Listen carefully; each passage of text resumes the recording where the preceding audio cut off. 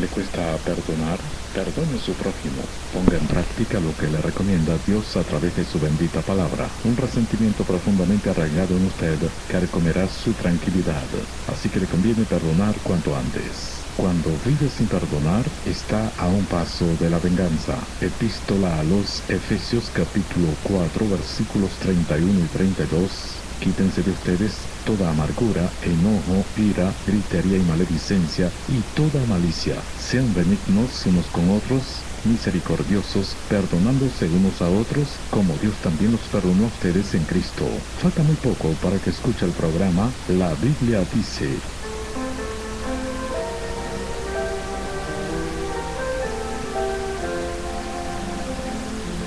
Aunque en esta vida yo tengo riquezas, sé que allá en la gloria tengo una mansión, cual alma perdida entre las pobrezas de mi Jesucristo tuvo compasión. Más allá del sol, más allá del sol, yo tengo un hogar, hogar, bello hogar, más allá del sol, más allá del sol, más allá del sol. Yo tengo un hogar, hogar, bello hogar, más allá del sol. A los pueblos todos, del linaje humano, Cristo quiere darles plena salvación.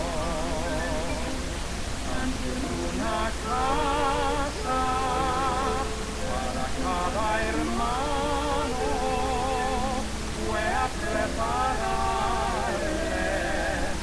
a la santación.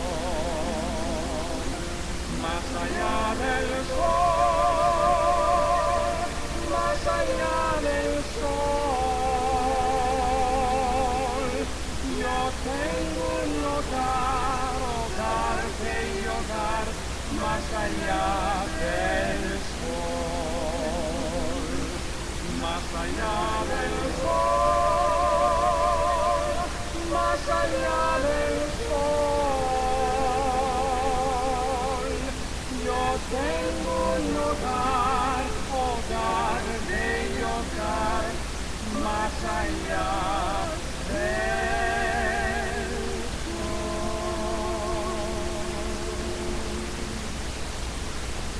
La Biblia dice, le da la bienvenida a su programa de estudio bíblico en el que usted tendrá la oportunidad de conocer la palabra de Dios de manera personal.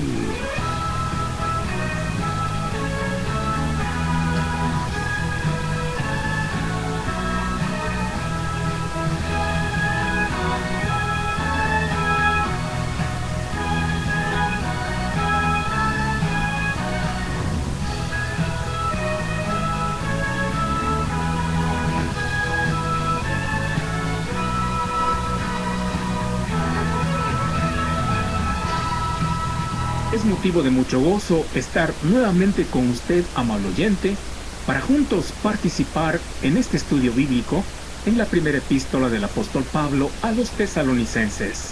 La pureza moral está por los suelos.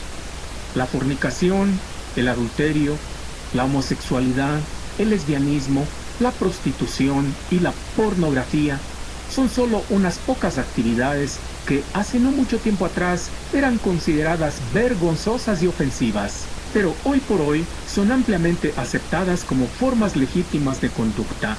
Para muestra, basta un botón. Según la revista Christian Victory, la señora Rita R. Hauser, quien fue representante de los Estados Unidos ante la Comisión de Derechos Humanos de las Naciones Unidas, planteó la necesidad de permitir los matrimonios entre homosexuales. Esta idea fue acogida con mucha simpatía en muy diversos círculos. La señora Hauser fundamentó su pedido en el hecho que la prohibición del matrimonio entre homosexuales se basa estrictamente en el caduco modo de pensar que el propósito del matrimonio es la reproducción, pero según ella, el propósito del matrimonio es simplemente una declaración de fidelidad mutua de una pareja, sin importar el sexo de los que la forman. Uno se queda con la boca abierta ante tanta descomposición moral. Esto, y mucho más, es el producto de la filosofía humanista en la cual el mundo se ha sumido.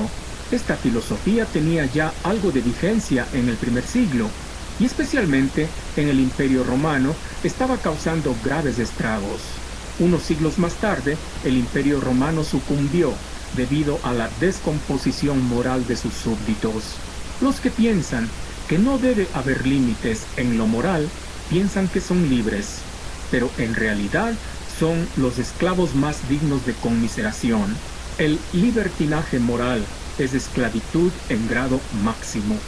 ¿Qué debemos hacer los creyentes que vivimos en un mundo corrupto moralmente? De esto justamente nos va a hablar el apóstol Pablo.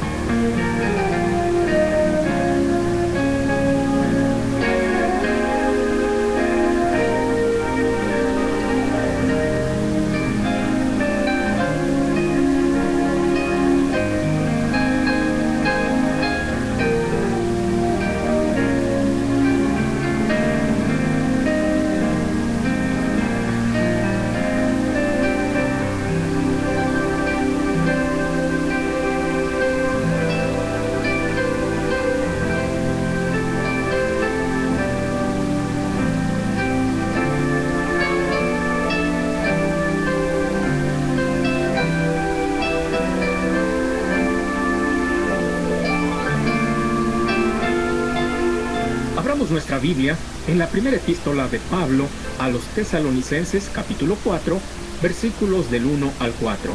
En este pasaje bíblico encontramos un ruego solemne y un reto sorprendente.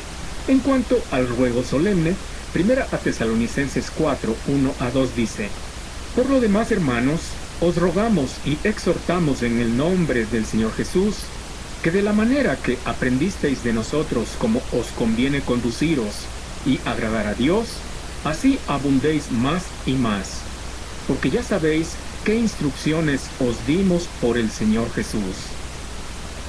Pablo está cambiando de tema y ahora apunta sus baterías a la parte práctica de la vida del creyente. Recordemos, amable oyente, que los creyentes no solamente debemos llenarnos la cabeza de teología, sino que debemos dejar que esa teología en la cabeza afecte nuestra conducta. La tragedia del cristianismo en el siglo XXI ha sido justamente que muchos así llamados cristianos dicen lindas cosas, predican hermosos mensajes, pero no viven nada de lo que predican.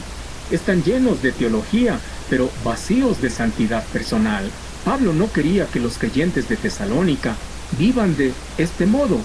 Por eso les rogó y exhortó a practicar lo que habían aprendido. Notemos que Pablo enseñó con su ejemplo. Por eso está diciendo que de la manera que aprendisteis de nosotros como os conviene conduciros y agradar a Dios, así abundéis más y más. Pablo no era de las personas que decían, hagan lo que yo digo, sin mirar lo que hago. No, Pablo decía, hagan lo que yo digo y hago. Cuán importante es la conducta de los líderes espirituales, de los pastores, de los diáconos. Cuánto daño han causado a la obra del Señor líderes que en algún momento fueron sorprendidos en pecado, líderes que pidieron a otros hacer cosas que ellos mismos jamás lo estaban cumpliendo. Pablo no fue como ellos. Pablo dio instrucciones solemnes, pero antes de darlas se aseguró de que él mismo las estaba cumpliendo. Los creyentes de Tesalónica ya sabían cómo tenían que vivir, pero al igual que nosotros hoy en día, eran propensos a olvidar. Por eso Pablo como que les dice, ustedes ya saben qué instrucciones les di de parte del Señor Jesús, pero por si acaso las hayan olvidado, aquí van nuevamente. Esto nos conduce justamente al siguiente punto: el reto sorprendente. Primera a Tesalonicenses 4, 3 a 4 dice: Pues la voluntad de Dios es vuestra santificación, que os apartéis de fornicación, que cada uno de vosotros sepa tener su propia esposa en santidad y honor. Las instrucciones de Pablo apuntaban a que los creyentes de Tesalónica cumplan con la voluntad de Dios.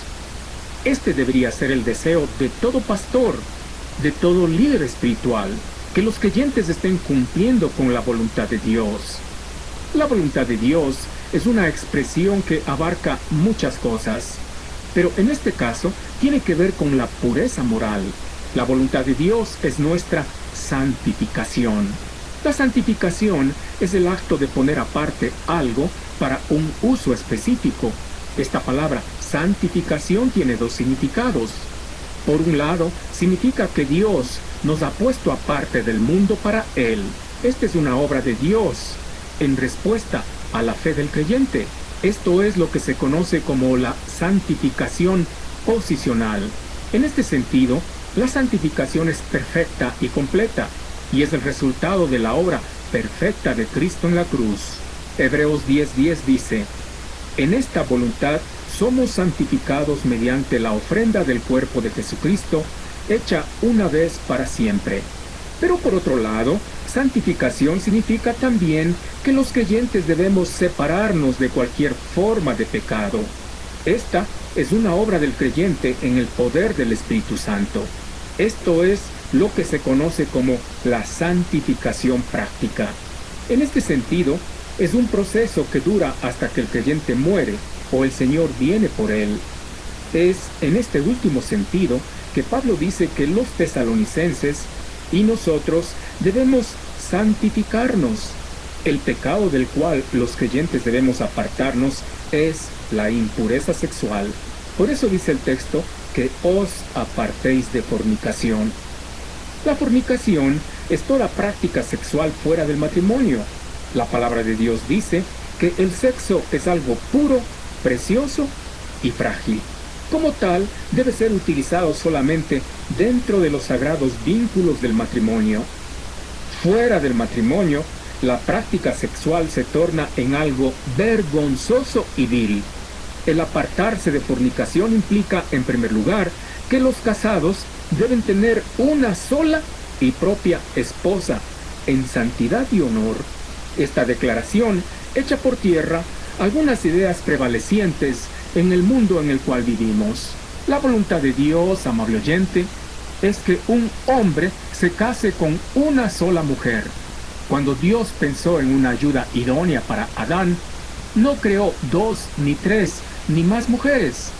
Creó una sola mujer. Desde entonces, lo que Dios quiere es que un hombre sea fiel a una sola mujer.